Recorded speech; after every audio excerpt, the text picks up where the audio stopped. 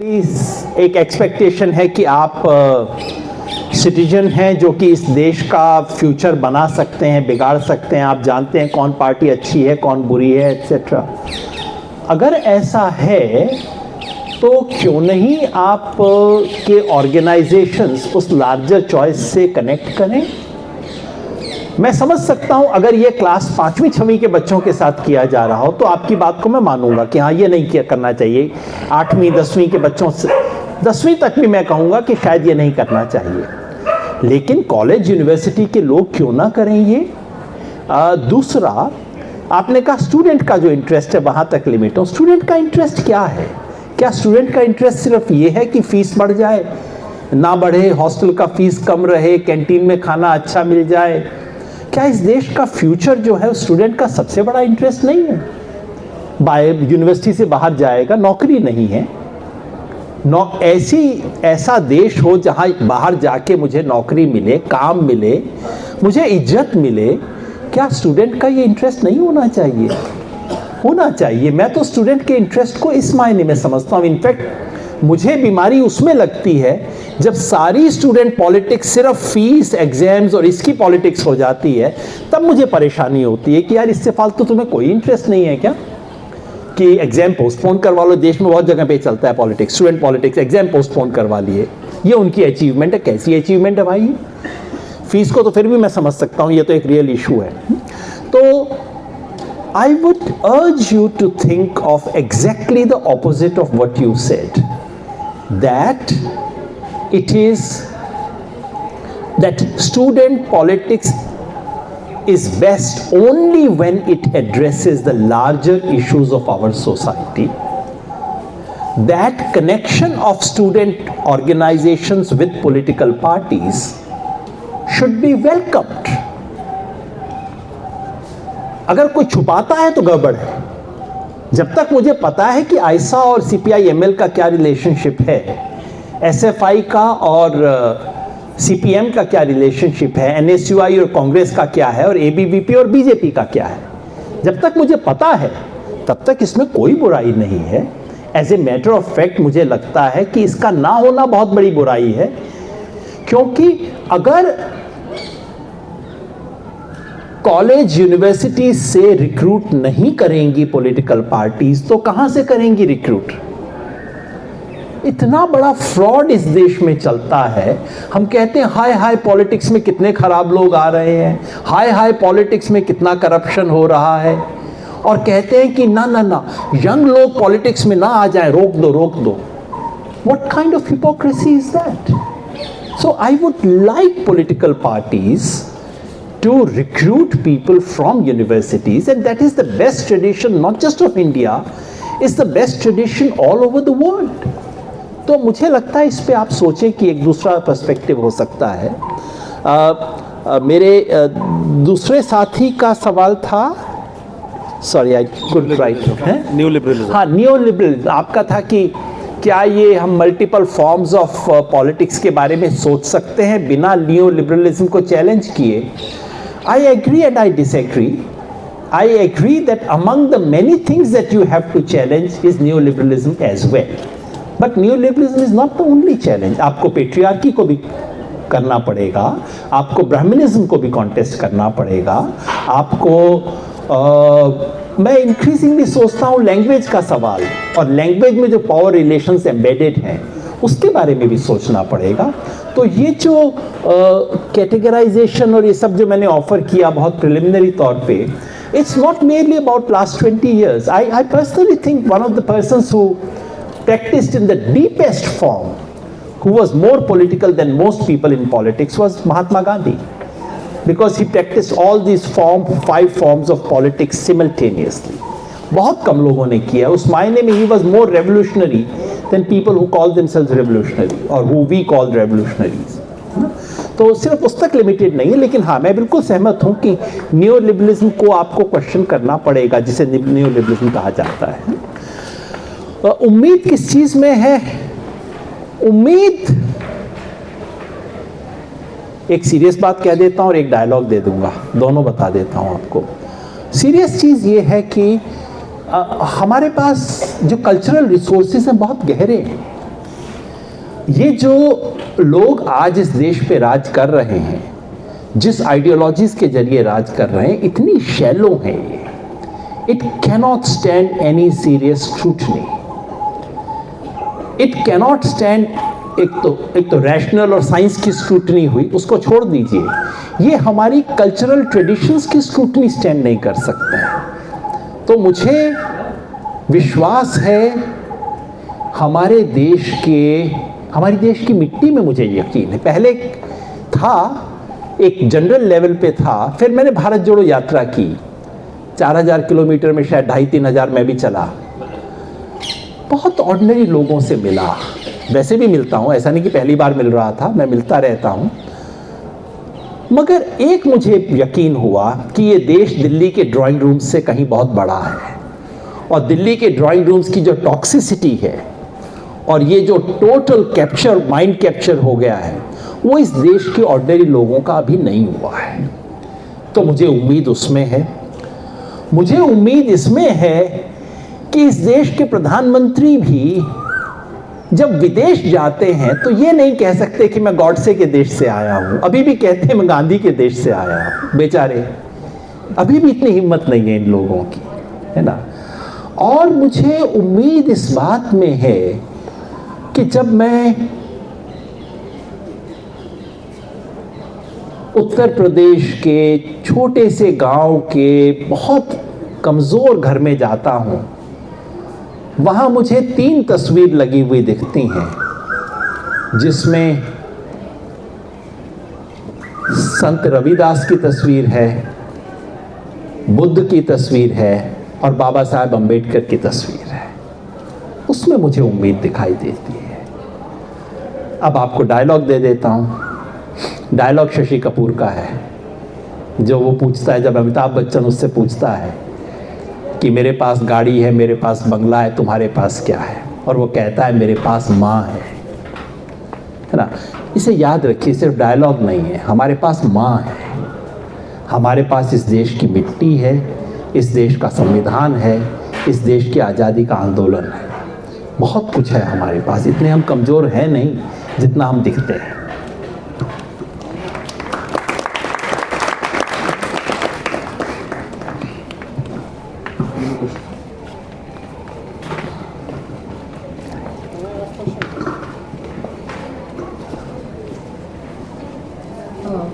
Thank you to all the speakers for a very good talk. So, one point if I have to get from all 3 speakers. So, Professor Sidney talks about what's happening around the campus, outside the campus, and what are the attacks, what are the forms of attack that we are witnessing from the current regime. And then ma'am talks about that how revolutionary at a time student movement have been in our country. And then Yogendra sir talk about that why there is a immediate need for everybody to do a conscious politics and take a part of it. So just 2 days before there was one more talk that was organized by the same platform, and the title of the talk was should common sense rule us, which was based on the statement of Trump, who said that we are in an age of revolution and of common sense. And if I have to understand the difference between the politics of JNU and the politics of my family, which I take as a politics of common sense, and here I'll take a politics of good sense. There is a distinction between that Gramsci makes between the common sense and the good sense. So the major difference that I see is that the politics of common sense seems completely, in a sense, untouched by the politics of good sense. In today's in university spaces, what student, as we see the importance of the student movements and how is it important for the student movement to raise the national issues and to dissent against the regime. I don't see the bridging between the common sense of the people and the good sense, or in a sense if we say the student movement or activist movement of the university. So I would ask from all of the speakers if you can little bit more enlighten on this, that why is it that is it happening? Why there is this complete break that I sense between the university politics or student politics and then and the common sense, and which is, I think, partially is the reason on which today's right-wing populism is thriving on, in a sense that whatever the violence has been done on the student activism, there is no kind of invocation, there is no velocity of distance or resistance among the people, and even the anti-JNU sentiment that exists outside, there is no parallel narrative to disrupt that narrative, and people believe in that. Why is that? Yeah, thank you. जी जी, mic उधर दीजिएगा.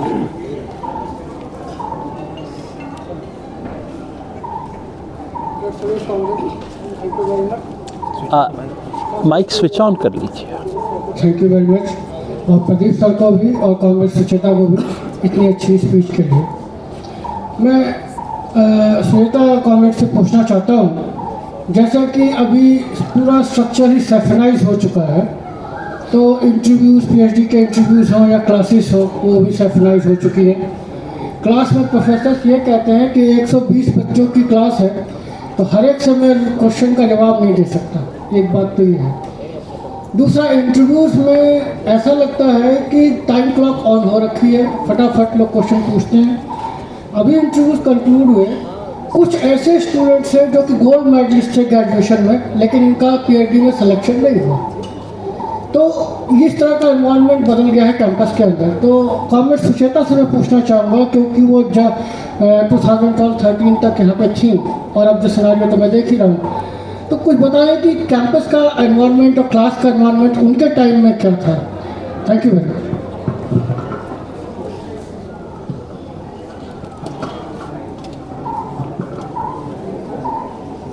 Sir, my question is not stick to any expert. I will tell a statement regarding involving in present tense politics. Yes, present tense politics. So it is open to comment in any ways in life. My statement is that politics is collective responsibility and suffering is individual. Not doing politics is collective suffering, and doing politics is individual suffering, and individual suffering is more deep than collective suffering. That's why people are fearing in involving in politics. Okay, sir. Thank you, sir. पता नहीं किसी Hello, a very good evening to all. Sir, I want to ask, it is my observation that in today's political scenario, every political party or student organization throughout the country, they are talking about the bottom of the pyramid, the people living in the bottom of the pyramid, in different dimension and more or less in different magnitude. It's not only limited with right or left. My question is that when we are talking about people living in the bottom of the pyramid, so the poor people, the country is still the home of largest poor people, the labor section, and if we see the left parties, quote unquote, they are very much assertive in that sense that they are talking about people who are in the lower strata. But if we see in the recent political scenario or the representation, despite having a large number of people who are living in the lower strata, the left parties are not that much appealing to the section that they can be represented in the different assemblies or parliament. Even take the example of West Bengal itself, there is not a single representation of CPM or left in the assembly. So where is the drawback or lacuna from the quote-unquote left party who are very much assertive in the 44 section? So I want to know your view, where you need improvement or where is the main drawbacks reside? Yeah, thank you. I want to ask the last question. Since we were talking about gender and how you were also saying that अभी gender के बारे में बात किया जा रहा है कि मतलब हम देखते हैं कि किस तरीके से ट्रांस मार्क्सिस्ट पर्सपेक्टिव से भी किस तरीके से ये बोला जाता है कि मटेरियलिस्ट रियलिटी जो है और ट्रांस आइडेंटिटी है वो एक इंडिविजुअल बेस पे नहीं है, इकोनॉमिक तरीके से किस तरीके से स्ट्रक्चर में उसको लाकर उस तरीके से एक्सप्लॉयटेशन किया जाता है और जो भी उसका आगे जो रियलिटी है उस पर किस तरीके से जैसे हम देखते हैं कि जेंडर में भी हायरार्की क्रिएट किया गया, तो उस हायरार्की में जो नॉर्मेटिविटी है और जो पेट्रियार्की से लेकर जो सिर्फ नॉर्मेटिविटी को जो फाउंड किया जाता है through structure of capitalism and patriarchy, further when we see in the politics of India and how trans identity has been catered, even like Mohan Bhagwat was the chief of RSS spoke in the favour of trans people. The contradiction here is like he's talking about only one identity. He wants to push it. He's pushing it because this homo nationalism perspective is there.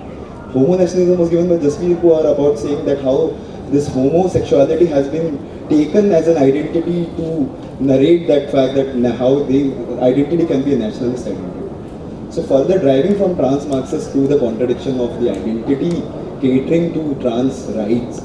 So I was thinking, because we are in JNU as well and we see and talk that JNU is a progressive space, but we also see like from where people are coming from. People are coming from margins and people are coming from different stratas. So when people who are coming from trans background, and I am as also a queer person asserting myself, you are mostly invisibilized in that spaces. So how we are talking about it, how we are taking a movement about it. And for me, it's taking a movement from the Marxist perspective. So I want to ask all of the speakers, like, what do you think of this contradiction and what goes beyond this contradiction? Thank you.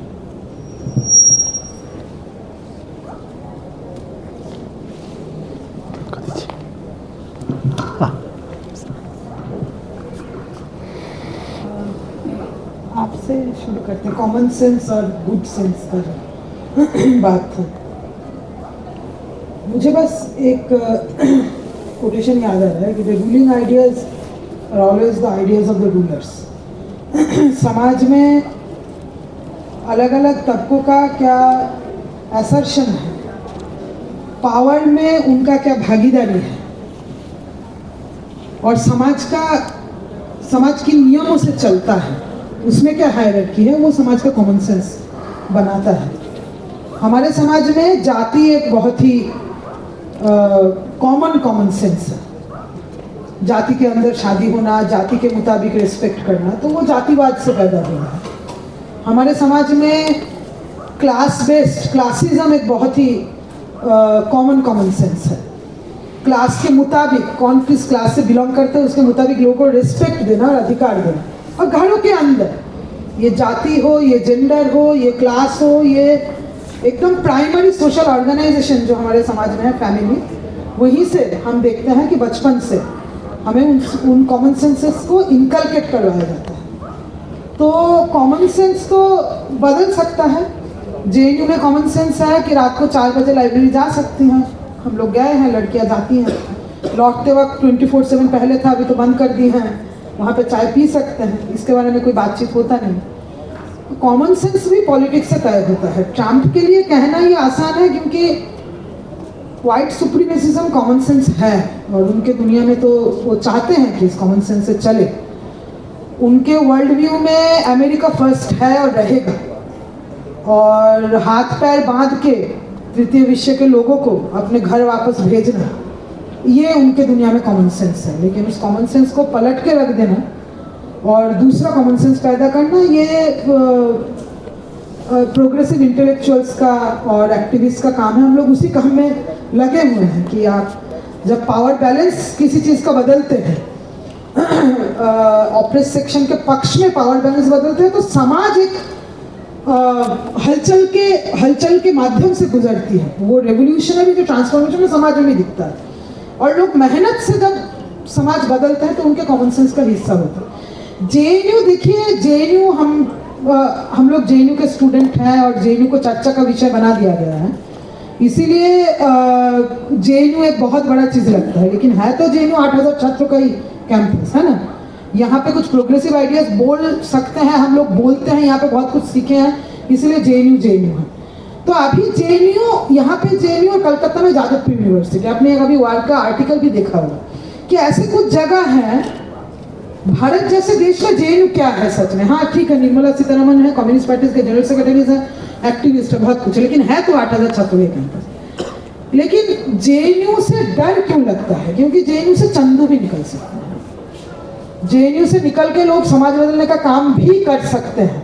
तो एक enemy चाहिए सरकार को, वो enemy JNU को बनाया गया और उस जेएनयू को दिखा के फिर तमाम सारा बातें कि ये देशद्रोही, ये वो, तो जो आदर क्रिएट होता है, जो इस समाज में मुसलमान एक बहुत आसान आदर है, उसी तरीके से JNU, Jadavpur, Hyderabad central university, so Rohit Vemula was the other sometime, it was JNU student union president, sometime it was Kanhaiya, Umar.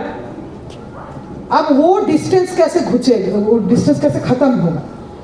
खत्म शायद नहीं होगा, यूनिवर्सिटीज में 8000 छात्र ही रहेंगे, लेकिन यूनिवर्सिटी कौन सा एग्जाम्पल क्रिएट करेगा? जेएनयू से निकले हुए लोग समाज से कितना जुड़े हैं, जैसे योगेंद्र यादव, मतलब हम लोग जानते हैं कि जेएनयू के अलमनी हैं और वो हैं भी, लेकिन हम लोग जब स्टूडेंटशिप से निकले तो योगेंद्र यादव को हम लोग जाने किसान आंदोलन से जुड़े हुए।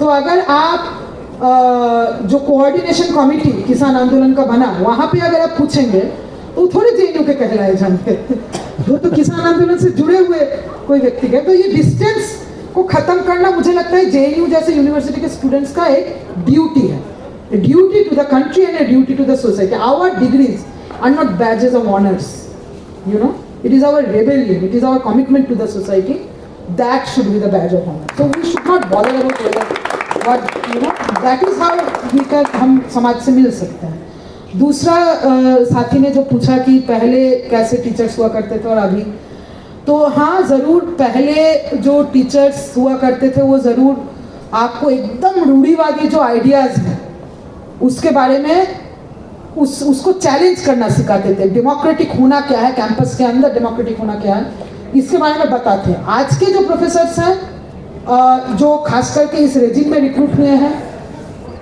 उसमें मैं एक बात, इंटरेस्टिंग बात बताना चाहूँगी, आप सब लोगों से साझा करना चाहूँगी कि देखिए सब कुछ सत्ता के हाथ में नहीं रहता। एक सिनेमा है Harvard, have you seen Harvard? It is by novel, it is a fabulous novel by Navarun Bhattacharya, and a film has been made. It is called Harvard, so which is obviously based in the 70s Bengal.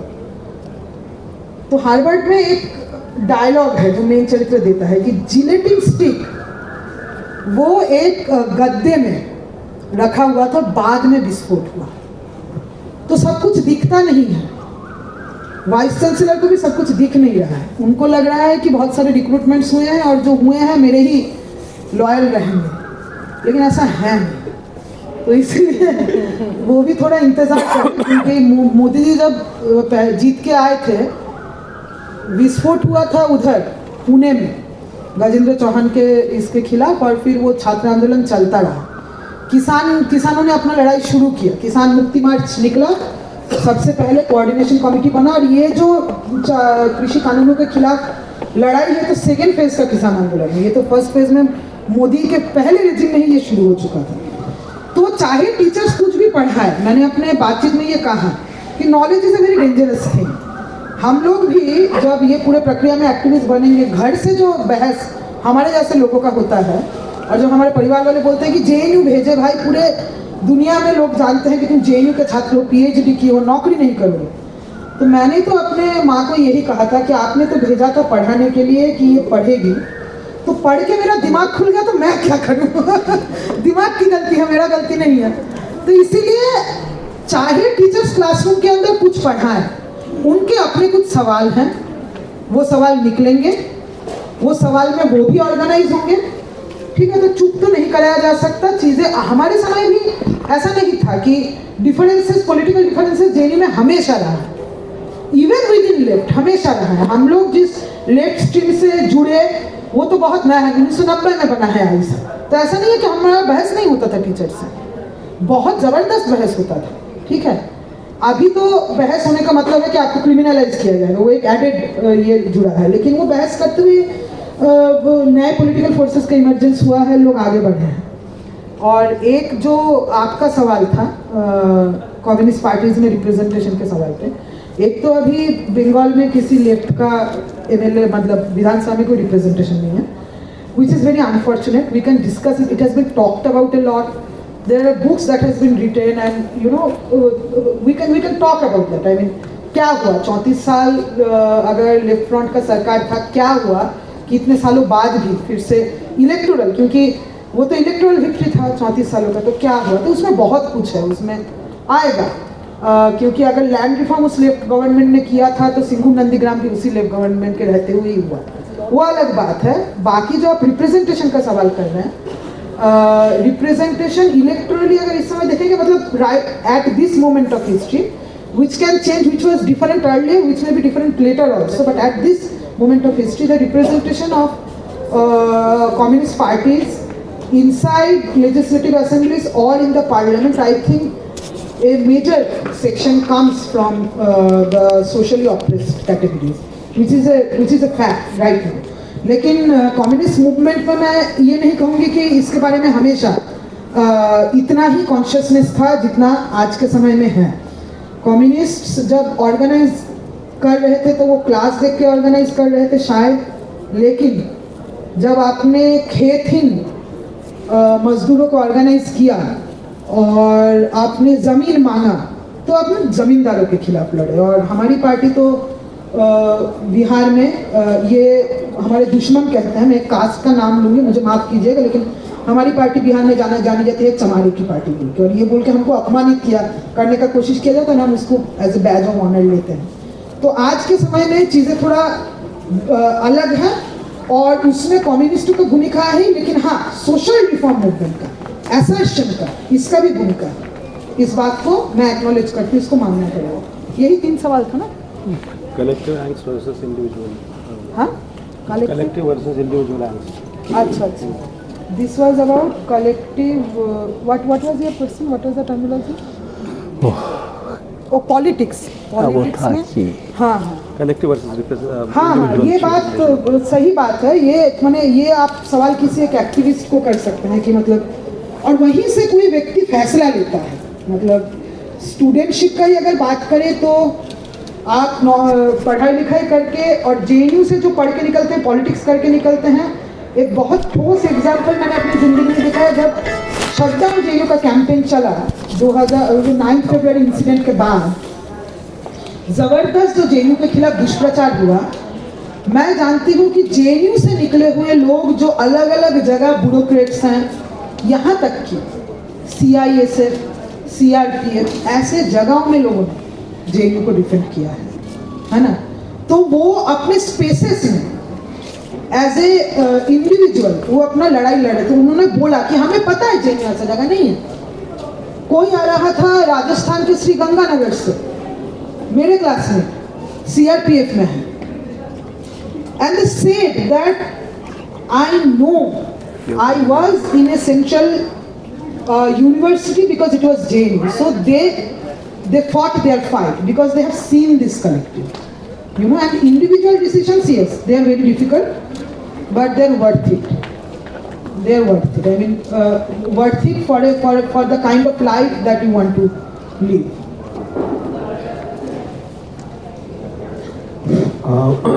Trans वाला सवाल भी था। I'll try and answer these 3 questions, clubbing them together and see whether I can answer them. First, beginning with this common sense, or what we call natural attitude. You know, it's a very profound question.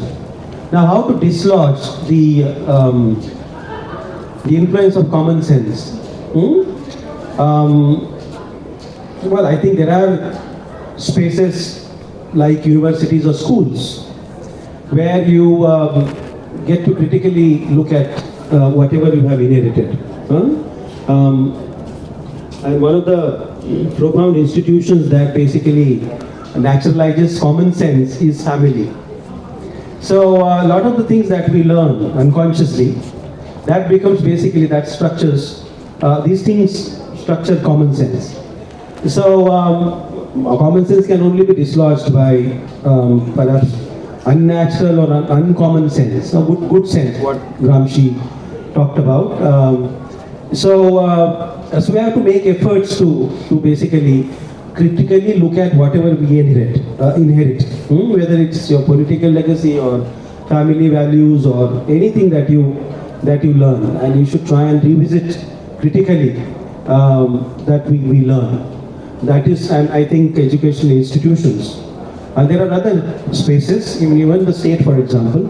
States also impart certain inclusive, not today's state perhaps, but state as an institution, not the kind of political party that controls state. So, so we should basically critically look at whatever we inherit or learn. And that is how I think, common sense can be dislodged, and good sense can prevail. So this trans, for example, these spaces need to be.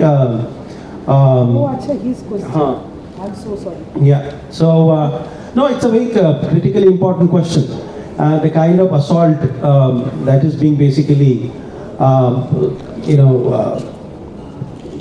to which these identities are being subjected. Recently, Trump said that, basically called this nonsense all these inclusive categories. So the struggle is quite arduous, and we need to create more and more space for these kind of very uncommon identities. That is, I think, and plus what is, people say personal is political. So the kind of things that bother us, we need to basically address them politically. We need to politicize these personal issues or issues that we tend to share in only our personal spaces. We can't really say that personal needs to be confined to only certain personal spaces. Otherwise, then things they become the source of our exploitation. So that is why personal should basically should assume the form of public if you really want to address this kind of contentious issues. I think that would be my answers. Thank you. Sir, actually I missed their question, Mehboob's. So I'm so sorry because it just slipped out of my mind. I thought 3 questions. So I think somebody because I know Mehboob personally also. So I think, such activists, such students, activists mainly, to be present in collective spaces and to say that we do not fall under the gender binary. It is very, very important in today's age, and I think today's today's young generation, they are much more fortunate than us because there are several activists like Mehboob and other students who have made themselves visible, who are asserting that. So today's universities are very different, let me tell you. Till 2014, even during your time also, I am guessing, आज जो queer activists अपने आप को assert करते हैं और इस gender binary को तोड़ते हुए और मेनली मास्कुलिनिटी को चैलेंज करते हैं, तो आज के यूनिवर्सिटी स्पेसेस मुझे और ज़्यादा प्रोग्रेसिव लगता है. ये जो एफर्ट है, इस एफर्ट के चलते कि हम हैं, हमको देखो, हम अपने आप को विजिबल करेंगे.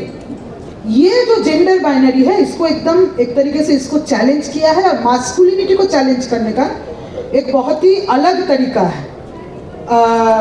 और जो तरीका एक्चुअली मास्कुलिनिटी को चैलेंज किया है. अदरवाइज हम लोग फेमिनिस्ट मूवमेंट के नज़रिए से ये थियोरेटिकली हम लोग जेंडर बाइनरी को समझे हैं, पढ़े हैं, पढ़ाए हैं, एंगल्स को पढ़े हैं, पढ़ाए हैं, और इस बात को कहे हैं कि जेंडर एक्चुअली एक सोशल कॉन्स्ट्रक्ट है.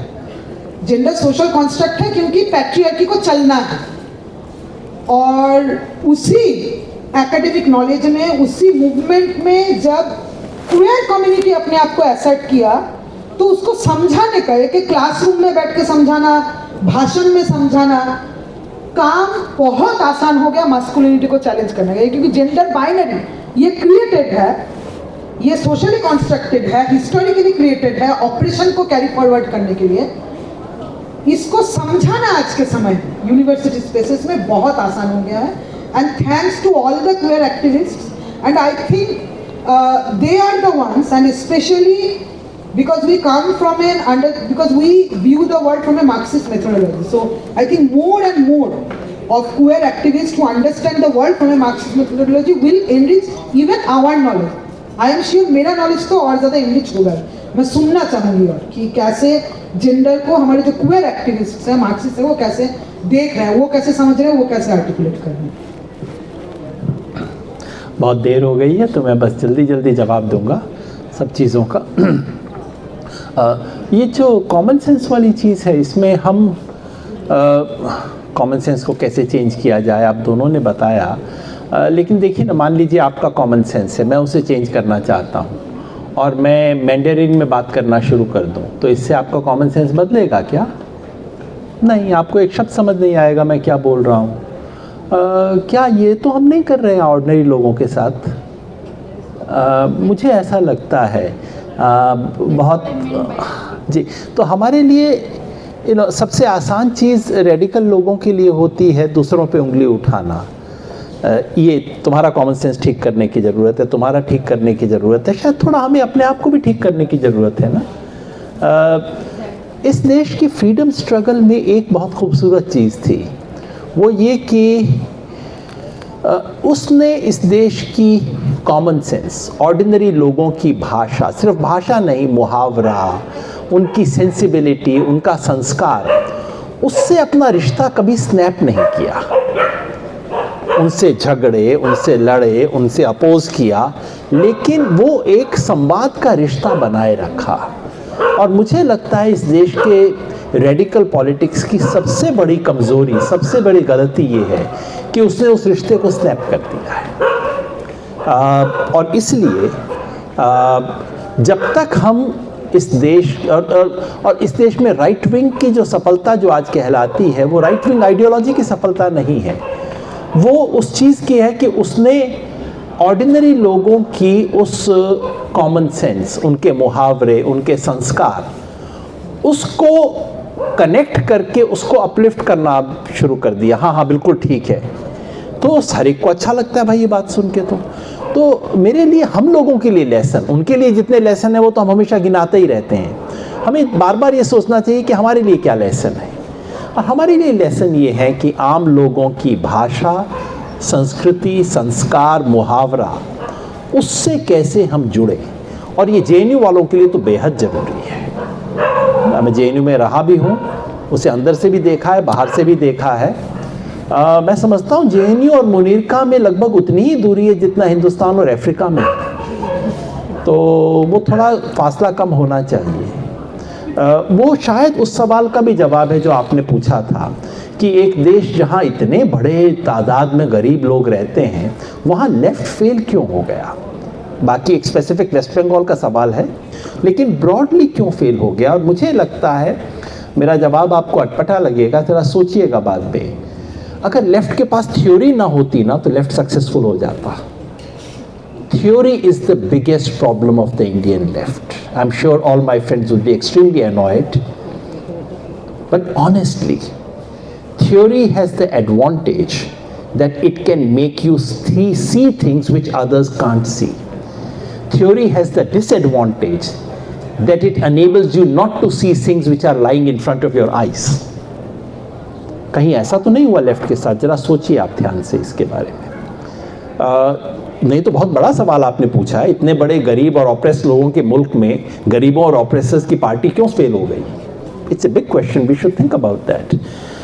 जो आपने पूछा था, मेरे ख्याल में एक क्लासिक कलेक्टिव एक्शन का डिलेमा है। There is nothing Indian about it, there is nothing today's thing about it.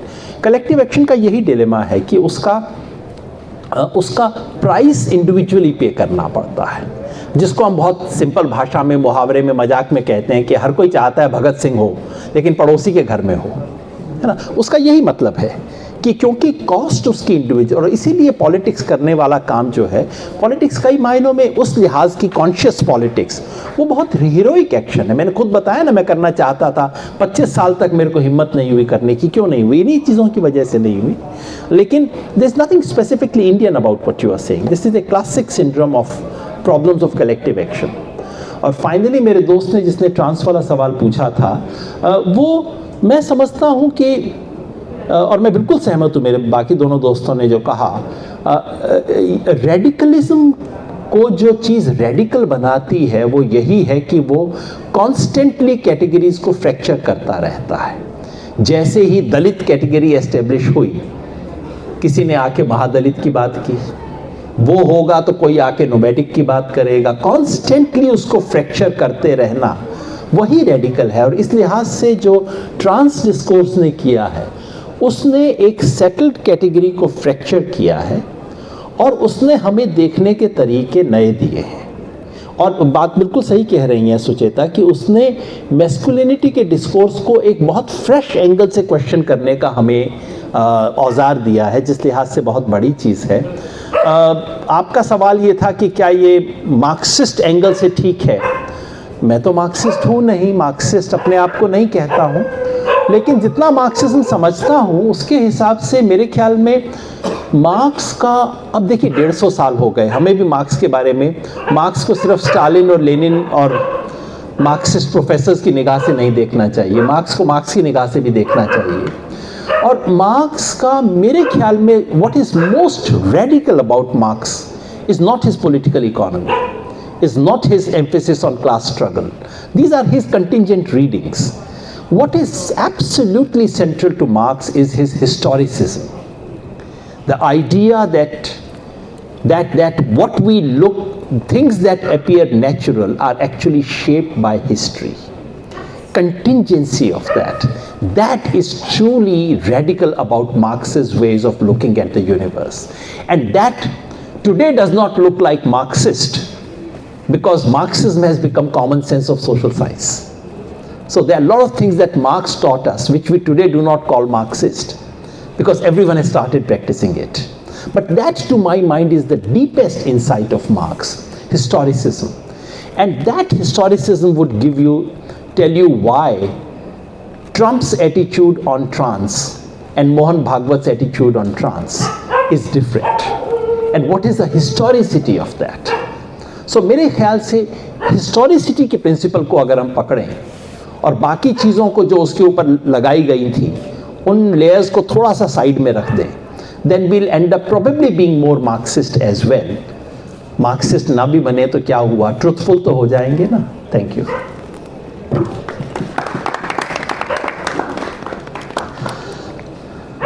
बहुत हो चला है, तो हम इस पब्लिक डिस्कशन को यहीं पे कंक्लूड करते हैं। तो आप सभी का बहुत बहुत शुक्रिया इस पब्लिक डिस्कशन में आने के लिए।